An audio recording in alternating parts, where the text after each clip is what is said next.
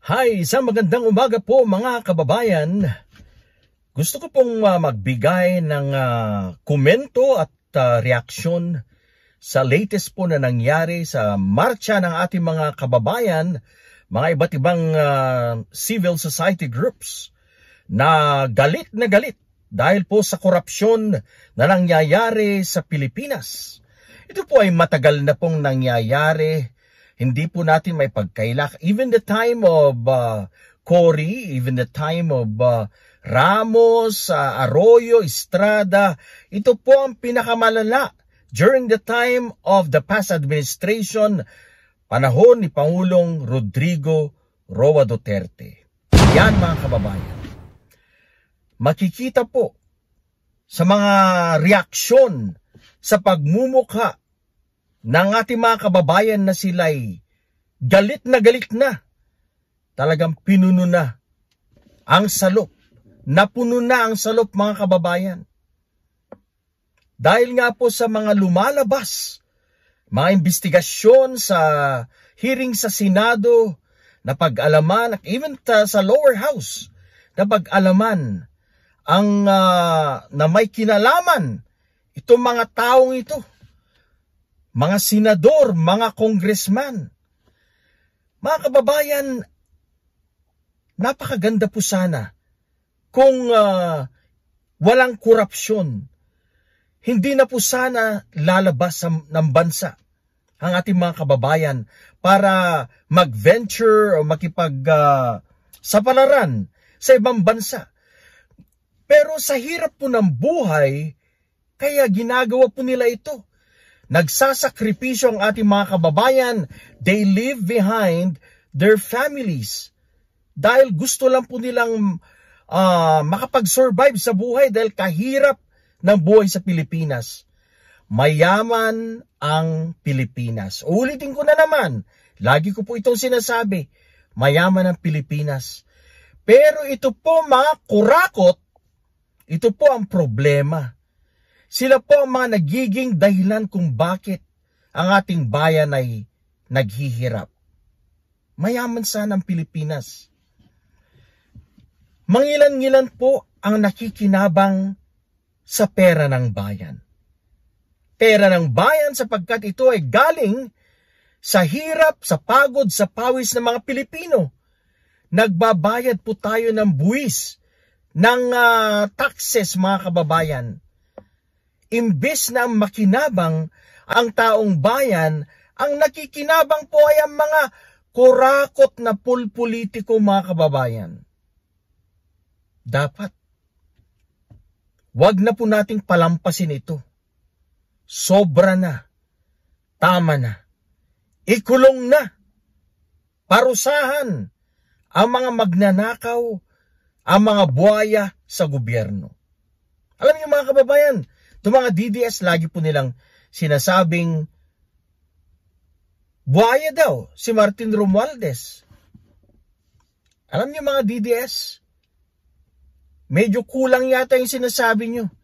Kulang yung pinagsisigawan niyo dahil mismo ang inyong idolo na mga Duterte family, sila mismo ang may pinakamalaking nakulimbat sa kaban ng bayan. Kaya huwag kayong magmalinis, kayong mga Duterte. Sa mga DDS dyan, na hanggang ngayon wala pa ring utak at pinagtatanggol ang pamilyang ito, na siyang gumahasa sa Pilipinas, gumising na kayo. Dahil matagal na kayong nababangungot, kayo tulog sa pansitan. Ayaw niyong buksan ang inyong pag-iisip.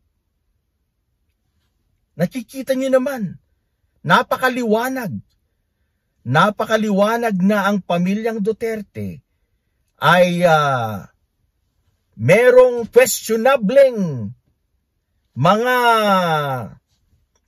pondo na ibinulsa, lalong-lalo na ang Vice Presidente. Napakasimple, hindi makapagpaliwanag. Pinagpapaliwanag, pero dinadaan sa galit. Gumagawa ng paraan para iwasan ang mga pagtatanong na ito.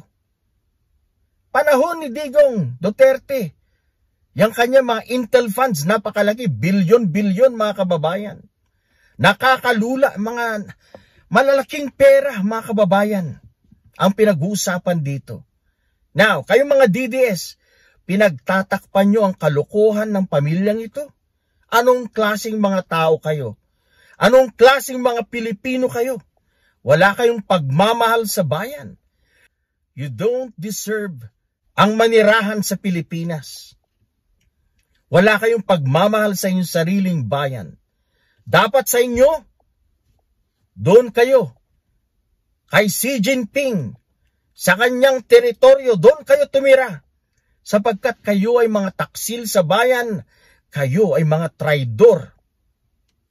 Now, balikan na po ulit natin.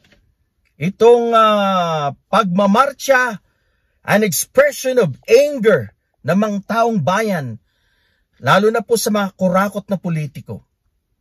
Huwag kang magmalinis, Sara Duterte, sapagkat isa ka rin dito. Hindi lang sila Jinggoy, Chis Escudero, hindi lang sila Joel Villanueva, hindi lang mga kontraktor, hindi lang ang mga engineers, district engineers, lalong-lalo na po itong vice presidente na hindi makapagpaliwanag. Lalong-lalo ka na. Kaya hindi ka pwedeng magkomento or makialam, makisawsaw sa usaping ito sapagkat ikaw mismo ay may involvement sa mga fishy na transactions sa gobyerno. Nung nasa DepEd ka pa, sa opisina ng Vice President, Office of the Vice President, maraming mga hindi maipaliwanag, mga overpricing, etc., etc. Yan ba ang may pagmamahal sa bayan? Yan ba ang tamang pagserbisyo at paglilingkod sa mga Pilipino? Alam niyo ang habol nito. Gustong maging pangulo para lang po sa kasikatan at lalong-lalo na ang kapangyarihan. At hindi lang yan, idagdag mo pa ang paghihiganti. Yan po ang rason kaya gusto pong bumalik sa pwesto, sa pinakamataas na posisyon. Gustong makamit ang pinakamataas na posisyon sapagkat gustong maghiganti itong ating vice presidente. Dahil she was unmasked, nalaman na po ng mga Pilipino, ng taong bayan, ang inyong totoong kulay, your true colors na matagal niyong itinatago sa taong bayan. Yan. Kaya, if I were the president, kung ako po si PBBM, abay, talagang hahabulin ko itong si Vice President na may mga kaso. Dapat talaga kasuhan, dapat talaga pilayan mga kababayan. Mr. President, kung hindi mo po yan gagawin, kung hindi mo po, hindi ka mag-seek ng justice para sa ating bayan, para sa ating mga kapwa Pilipino, wala. Siguradong paghihigantian ka ng vice presidente mo ngayon. Siguradong may gagawing hindi maganda in the future. Kaya Mr. President, gawin niyo na po ang lahat. Lahat ng nararapat, as long as it is legal, kailangan pong kasuhan, kailangan pong habulin ng ating vice presidente sapagkat hindi po tama ang kanyang mga pinaggagawa. Hindi tama ang pinaggagawa din ng kanyang pamilya. Napuno na ang taong bayan. Ang taong bayan nung panahon ng Digong administration ay wala pong boses. Takot ang karamihan sapagkat ginamitan po nila ng kamay na bakal. Ang mga pulis, mga tirador, mamamatay po ng tao ng panahon ng dating Pangulong Digong Duterte kaya takot ang mga tao. Kaya ngayon, this is our chance. Mr. President, dapat na panagutin ang Vice Presidente. Hindi po ito political persecution sapagkat nakikitaan naman po ng mga ebidensya laban sa Vice President. Masasabi po sana nating political persecution kung ang Vice President ay talagang inaapakan, sinisiraan na wala namang dahilan. Yan. Pero maliwanag mga kababayan na andyan ang mga malalaking ebidensya laban sa kanya. At the thing is, ayaw niya pong ipaliwanag. Ayaw niyang ipaliwanag, ayaw niya pong magrason kung para linisin ang kanyang pangalan. Instead, ginagawa niya po is nagagalit, nagpe-preskon, and she's trying to avoid itong mga investigasyon o hearing na to. Kaya maliwanag mga kababayan na there is something fishy. Alright mga kababayan, ito lang po muna ang ating masasabi ngayon. Success po ang naging resulta ng pagmamarcha na yan last September 21st. Marami pong salamat sa ating mga kababayang nagpakita ng kanilang pagmamahal sa bayan. Dapat lang na ipaglaban natin ang ating bayan. Dapat lang na ipakita natin ang ating pagkamuhi sa mga kurakot ng mga tao ng gobyerno, lalong-lalo na po ang mga DDS senators. Ganun na rin, huwag po nating palampasin ang mga congressman na nai-involve po dito. Wala silang lusot. Dapat managot. Dapat hindi po selective ang Pangulo.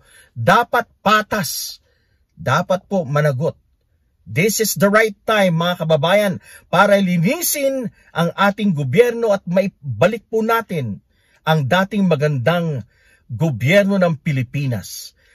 Paalam po, once again, maraming salamat sa mga Pilipinong patriotic, may pagmamahal sa bayan. Mabuhay po tayong lahat.